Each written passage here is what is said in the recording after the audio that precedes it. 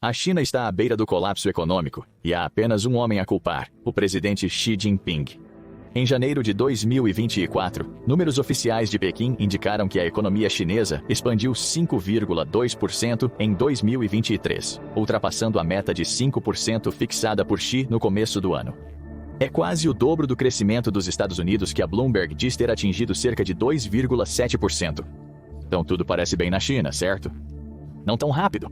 Sob a superfície brilhante da economia chinesa, esconde-se um núcleo que apodrece lentamente. Avançando por esse núcleo, o devastador verme Xi ameaça desestabilizar a economia chinesa nos próximos anos. A questão é simples. Por quê? Porque Xi é a razão para os problemas econômicos da China. Afinal, ele não é o grande salvador do país? O homem que impulsionou a rápida modernização militar da China, ao ponto de agora ser uma das nações mais fortes do mundo?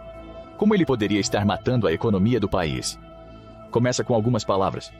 Controle de cima para baixo. Comecemos com o anúncio do crescimento de 5,2% para 2023. Fontes oficiais em Pequim consideram isso um grande sucesso para o país, principalmente após um 2022 pouco brilhante. Xi Jinping poderia se orgulhar do fato de que o crescimento chinês superou o da América, talvez dando a si mesmo um bom impulso de ego no processo. Mas o que ele pode não te contar, e o que certamente não é mencionado nas cifras oficiais da China, é que Pequim investe cerca de 40% do seu produto interno bruto todos os anos. Isso é o dobro do que os Estados Unidos, cujo investimento é tão alto que leva economistas a considerarem a suposta taxa de crescimento de 5,2% como um número decepcionante ao analisar mais profundamente. Assim, 5,2% é menos um grande feito para Xi e mais um pequeno estímulo ao ego que oculta a real situação. E é aí que entra o conceito de controle de cima para baixo. Desde que assumiu o poder, Xi tem se dedicado a consolidar sua posição. Qualquer coisa que importe para a China está sob seu controle, com o chamado presidente adotando uma abordagem quase totalitária para a política econômica do país. Isso conflita com a abordagem tradicional chinesa. Em vez de usar a tomada de decisão coletiva que guiou o país no passado, Xi trabalhou duro para concentrar o poder em suas mãos, essencialmente tornando o Estado chinês e seu Partido Comunista governante uma única entidade. Basta ver o tratamento dele com o primeiro-ministro chinês, o segundo mais alto oficial do governo da China, como exemplo. Antes de Xi, o primeiro-ministro chinês costumava definir a política econômica do país. Nesse contexto, o sucesso das políticas do primeiro-ministro dependia da consulta a uma equipe de especialistas e da qualidade deles. O presidente era apenas uma figura simbólica neste contexto. Ele comunicava as políticas desenvolvidas pelo primeiro-ministro e equipe, focando no panorama geral da China. Não é assim que funciona mais. Xi decidiu que a política econômica da China precisava mudar quando assumiu o poder, trazendo consigo as ideias de estabilidade e prosperidade comum. Em resumo, ele queria diminuir a diferença entre os ricos e os pobres, criando uma política que desse a mais chineses a chance de obter uma parte da riqueza que o país gera. É uma estratégia louvável, mas que fez Xi rapidamente perder a confiança em seu primeiro-ministro e na equipe econômica. Antes da sua chegada, informavam a formulação de políticas. Insatisfeito com as respostas às suas perguntas, Xi retirou o poder deles, tornando-se o único responsável pelas questões de política econômica. Conforme alguns especialistas, o ambiente econômico quase anárquico na China é muitas vezes ocultado pelos números oficiais de Pequim. Carsten Holtz é um especialista em economia chinesa na Universidade de Ciência e Tecnologia de Hong Kong. Ele afirma que a abordagem de Xi tornou muito difícil ter uma visão clara da realidade econômica na China. Ele aponta para problemas como um setor imobiliário superendividado e livros de empréstimos de bancos comerciais de qualidade duvidosa, basicamente retratando um sistema que enfrenta caos interno, mesmo parecendo um dos mais robustos do mundo.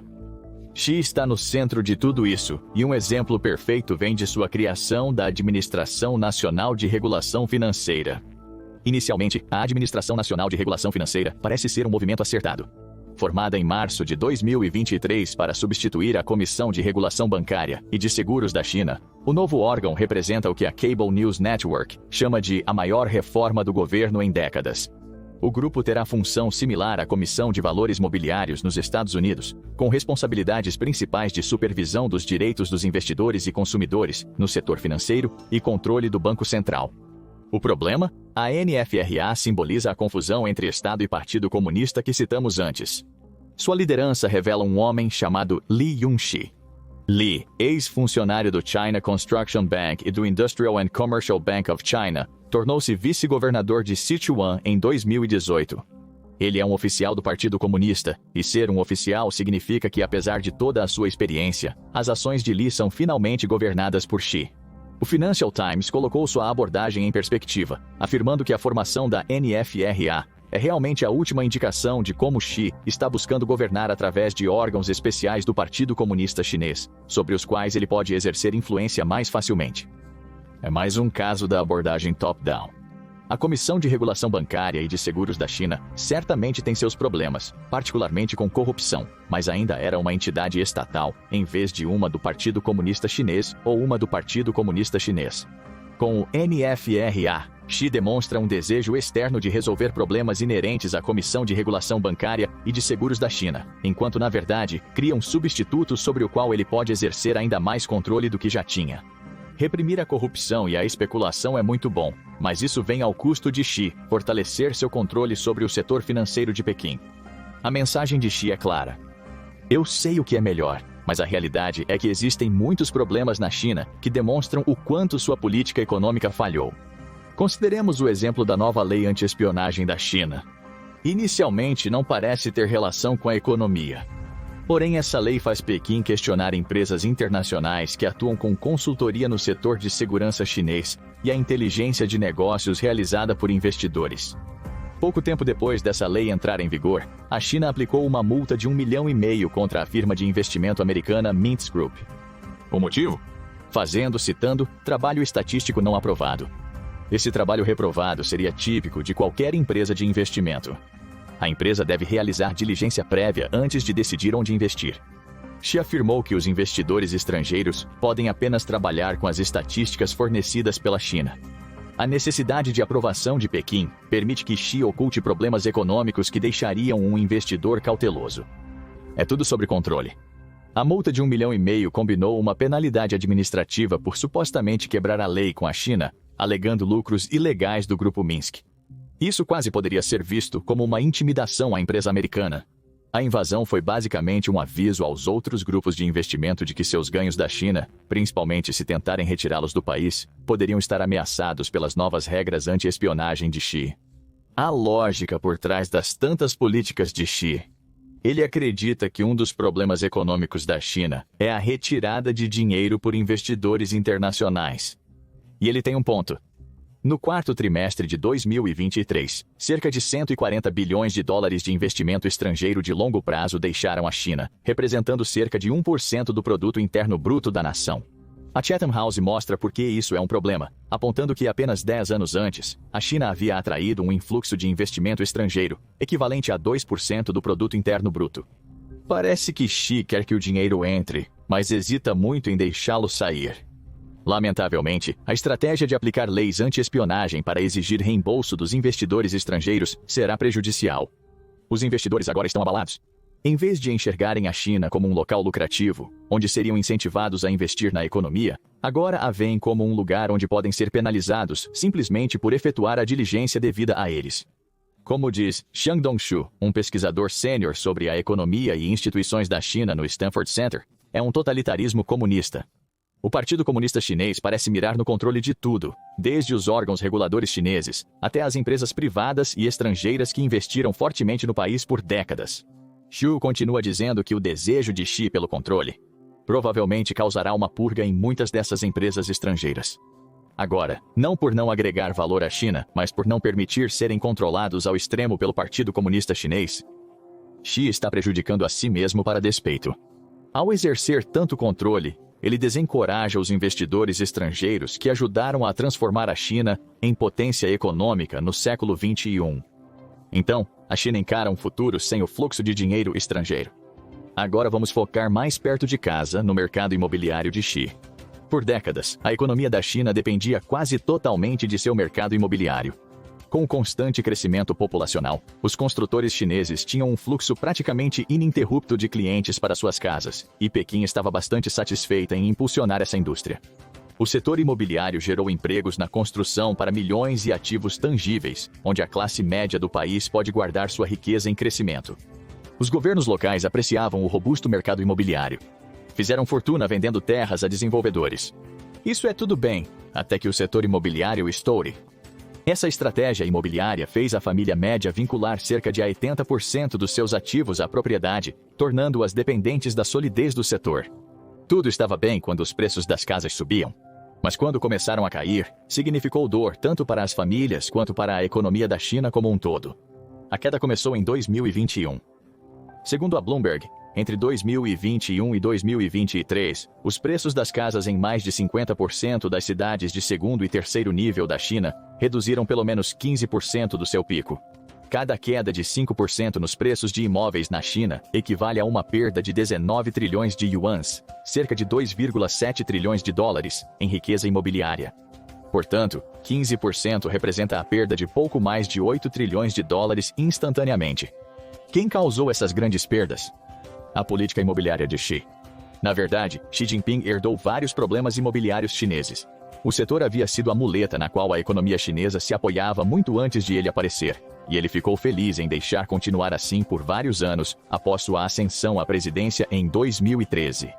Porém, aproximadamente 7 anos depois, Xi reprimiu o mercado imobiliário chinês como resposta à dívida acumulada pelos desenvolvedores do país. Volte para 2018 e você verá um mercado em ruínas. Bloomberg diz que 2018 viu o setor imobiliário representar quase 20% do produto interno bruto da China. Contudo, empregava só 6% da força de trabalho do país. E esse não era um emprego glamuroso. A maior parte das 16 milhões de pessoas empregadas na indústria eram migrantes que dedicavam longas horas em obras, ganhando pouco pelo trabalho duro. Eles construíam casas que jamais poderiam adquirir, enquanto os do topo enriqueciam às custas de seu esforço. Os mais cínicos podem afirmar que isso é típico do capitalismo, mas não favorece uma economia próspera.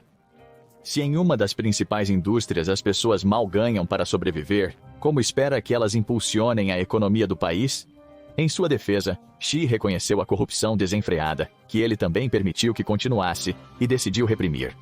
Vemos isso na investigação de Hui Kaiyan, o fundador do grupo Evergrande da China. Em 2017, tornou-se o homem mais rico da China. 3 anos depois, após o calote em muitos títulos em dólar pelo grupo Evergrande da China, ele foi investigado, pois ela reprime a construção e o desenvolvimento. Ótimo, mas tudo veio tarde demais. Entre 2013 e 2020, incorporadores imobiliários adotaram o que a Bloomberg denomina como modelo de pré-vendas, conforme a ela. A ideia era vender apartamentos aos clientes com até 2 anos de antecedência, possibilitando ao incorporador obter lucro operacional no começo do processo. Com o dinheiro do adiantamento do futuro proprietário e seu financiamento em uma conta de garantia, o incorporador pode iniciar o trabalho e entregar a casa. O esquema incentivava construtores a iniciar novas obras, gerando um fluxo contínuo de casas para equilibrar os preços altos que impediam muitos chineses de se tornarem proprietários. O esquema saiu do controle. Em 2020, as repressões de Xi foram efetivadas. Projetos residenciais em construção correspondiam a 10 vezes a área realmente finalizada. As repressões resultaram na desaceleração da construção, e muitos construtores chineses ficaram sem dinheiro para construir as casas já vendidas aos clientes. Em 2023, a China enfrentou uma situação com 18 casas inacabadas, na maioria pré-vendidas, para cada propriedade finalizada. O que temos aqui é anarquia. A abordagem inicial de Xi, considerada por alguns como desleixada para o mercado imobiliário, deixou os desenvolvedores agirem livremente. O cidadão comum foi excluído enquanto os ativos das classes média e alta valorizavam. Grande parte da China tornou-se um inferno de desenvolvimento após as repressões. As casas mais baratas que deveriam ser construídas não foram. Em várias regiões da China, a rápida queda dos preços imobiliários está dizimando a riqueza de quem investiu anteriormente. A Bloomberg estima que a correção do mercado pode afetar mais de 5 milhões de empregos, e é fácil entender o porquê. Desenvolvedores hesitantes em iniciar ou concluir projetos, o que pode levar a indústria vital da China, na qual trabalhadores migrantes pobres dependem para sobreviver, a ser dizimada. E existem efeitos em cadeia além disso. Agora, lutando contra montanhas de dívidas, os desenvolvedores chineses estão deixando de pagar seus empréstimos. A Country Garden Holdings Company, antes uma das maiores desenvolvedoras da China em vendas, enfrenta um déficit de 200 bilhões, sendo metade relacionada a propriedades pré-vendidas. Esse é um dinheiro que não será pago tão cedo. Portanto, não só os compradores das casas não construídas sofrerão, mas também os bancos estatais chineses, atrelados a essa dívida pelas hipotecas fornecidas. Adicione os pagamentos de empréstimos falidos e terá um setor financeiro lutando com o peso de empréstimos talvez imprudentes. Xi sabe que a China precisa reduzir sua dependência de propriedades. Seu mantra sempre foi que a moradia é para ser habitada, não especulada. Porém, a estratégia adotada gerou grandes problemas para muitos na China, desde cidadãos comuns até desenvolvedores, bancos e a classe média. Uma moradia só é eficaz quando realmente construída, e a propriedade não é o único problema. O setor manufatureiro chinês enfrenta grandes dificuldades, coincidindo com os anos de governo de Xi. Quando Xi assumiu o poder, a China era a fábrica mundial. O setor manufatureiro representava 31% do produto interno bruto chinês, superando até a indústria imobiliária. Porém, até 2020, a participação do setor no produto interno bruto caiu significativamente para apenas 26%. Ainda em 2023, ele varia entre 27% e 28%. O que ocorreu? Parte do problema está na emergência de países mais atraentes para empresas de manufatura. Vietnã e México surgiram como grandes concorrentes da China, nos anos desde que Xi assumiu o poder, arrebatando parte do investimento estrangeiro no setor das garras de Pequim. Porém, talvez ainda mais danoso, além de contribuir para a ascensão de outros países como produtores de manufatura, é a iniciativa Made in China, de 2025 de Xi. Anunciada em maio de 2015, a política visava livrar a China da reputação de fábrica do mundo. A China não é mais associada a produtos baratos e de baixa qualidade, devido à oferta de mão de obra barata para o mundo. Ao invés disso, a China focaria em produção inovadora de produtos de alto valor. A princípio, parece uma política lógica novamente. Sim, a China perderia investimento estrangeiro de empresas que dependiam dos seus baixos custos de fabricação. A política de Xi supostamente a converteria numa potência manufatureira, com produtos chineses gerando lucros para empresas locais e estimulando a economia do país. Já vimos pelas estatísticas que isso não aconteceu. Muitos estrangeiros interpretaram essa política como um esforço da China para superar o poder tecnológico ocidental. No entanto, na verdade, o Made in China de 2025 levou investidores estrangeiros da indústria manufatureira a buscar outros lugares. Assim como as leis anti-espionagem de Xi de 2023 estão distanciando investidores, a tentativa da China de se posicionar como inovadora na manufatura também está. Na verdade, a política impactou tanto no exterior que motivou a guerra comercial durante a presidência de Donald Trump nos Estados Unidos. Xi propunha fornecer subsídios governamentais para empresas capazes de impulsionar a manufatura chinesa. Porém, segundo o Centro de Pesquisa de Política Econômica, Pequim não divulgou a lista de empresas aprovadas por Xi. Alguns fabricantes chineses recebem subsídios do Partido Comunista Chinês. Nós apenas não sabemos quem ou por quê. Todas essas informações são controladas por Xi, mostrando como sua política econômica top-down está trazendo problemas à China. Made in China de 2025, ao invés de fortalecer as empresas chinesas, gerou restrições, tarifas e controles de exportação de diversos parceiros comerciais importantes. Xi respondeu com restrições comerciais próprias, levando à situação atual. A China não é mais a potência manufatureira que já foi. Então, observamos o impacto da estratégia de cima para baixo de Xi nos setores imobiliário e manufatureiro da China. Também vemos o quanto ele está fazendo para afastar o investimento estrangeiro, tornando a China mais insular, em um momento em que realmente poderia atrair sólidas injeções de dinheiro do exterior. Xi fez mais que afastar investidores estrangeiros e destruir o setor imobiliário chinês. Ele teve um impacto terrível também no nível local.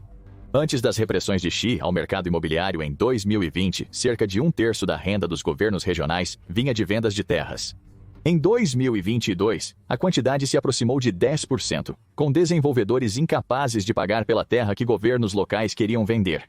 Nesse período, o governo local foi responsável por 86% dos gastos gerais, um recorde nos 42 anos de dados do Bureau Nacional de Estatísticas da China. Isso não é tudo obra de Xi. Desde a introdução do sistema de compartilhamento de impostos em 1994, as finanças do governo local da China têm se deteriorado, visto que o ônus econômico aumentou mais para os governos locais do que para os nacionais. Durante a reforma, a parte dos governos locais na receita chinesa era pouco mais de 75%. Em 1994, caiu para menos de 50% e só superou essa marca desde que Xi assumiu o comando. Não é positivo quando esses governos enfrentam 85% dos gastos chineses, mas Xi fez pouco para solucionar o problema. Sim, ele quitou 12 trilhões de yuans em dívidas de veículos de financiamento do governo local durante seu primeiro mandato presidencial. No entanto, até 2022, as obrigações relacionadas aos veículos de financiamento do governo local saltaram para 57 trilhões de yuans, aproximadamente 7 trilhões e 92 bilhões de dólares. Isso equivale a 48% do produto interno bruto chinês, perto do nível do empréstimo nacional, sendo um dos fundamentos do aumento da relação dívida-produto interno bruto da China para 360% ante 200% na época em que Xi assumiu. E agora, ao retirar a terra como meio de gerar renda para os governos locais, Xi criou um sistema que verá muitas das suas cidades, especialmente as menores, condenadas ao fracasso. Há um ditado na China: aqueles em Pequim controlam os cordões da bolsa, enquanto os quadros locais seguram pás sujas. A insinuação é que Pequim lucra enquanto todas as cidades menores fazem o trabalho sujo. E finalmente controla quanto dinheiro esses locais menores recebem. Xi pode não ter criado a política, mas ele a perpetuou, muito em detrimento das finanças do governo local. Tudo isso visa criar uma China mais forte, diminuindo a disparidade de riqueza. No entanto, mesmo essa nobre ambição não se realiza, apesar de Xi se esforçar para discutir como suas políticas visam prevenir a desigualdade de riqueza. A elite chinesa está mais rica em comparação às famílias de baixa e média renda como nunca visto. Os 20% mais ricos das famílias urbanas do país ganharam 6,3 vezes mais que os 20% mais pobres, a maior diferença desde 1985. Isso indica que a China enfrenta diversos problemas. Seu crescimento econômico não é notável comparado ao seu gasto do produto interno bruto. O mercado imobiliário e o setor de manufatura estão em crise. E, dado que essas são as duas indústrias mais importantes da China, não deve ser surpresa que o desemprego entre os jovens seja alto, de acordo com a British Broadcasting Corporation. E tudo isso tem efeitos em cadeia para o resto do mundo. O mercado consumidor chinês está enfraquecendo devido às políticas fracassadas de Xi. Isso é ruim para empresas globais que vendem na China, como a Apple, pois recebem menos receita do país. Menos recursos para grandes multinacionais diminui a demanda por suprimentos, impactando milhares de empresas nas suas cadeias de fornecimento. Portanto, as falhas de Xi não levam apenas ao desemprego e problemas econômicos na China. Eles causaram problemas para várias empresas estrangeiras que há muito dependem de consumidores chineses para manter seus lucros recordes.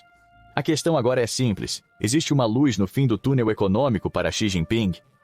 Um aspecto positivo é que os depósitos domiciliares na China superaram seu produto interno bruto. Isso é um sintoma do crash do mercado de ações de 2015, que ocorreu durante o mandato de Xi, levando mais chineses a escolherem poupar em vez de investir. Essas economias oferecem aos bancos estatais dinheiro barato que pode ser usado para conceder empréstimos a empresas de manufatura de alto padrão. Certamente, os empréstimos para empresas destinadas a se beneficiar da política Made in China de 2025 de Xi dispararam. Uma pequena vitória pode ter grande significado se comparada à devastação em outros lugares. Possivelmente apenas Xi possui a resposta. Ele parece crer ter todas as respostas sobre a China. Ainda assim, o que você acha? As preocupações com a economia chinesa são exageradas? Você possivelmente acredita que Xi possui um plano mestre a ser desencadeado? Estamos simplesmente vendo um líder totalitário permitindo que seu povo e instituições financeiras sejam submetidos a grande estresse, tudo para que seu partido político ganhe mais controle? Deixe sua opinião nos comentários. Veja o que ocorreria se a China e os Estados Unidos entrassem em guerra, ou assista a este vídeo.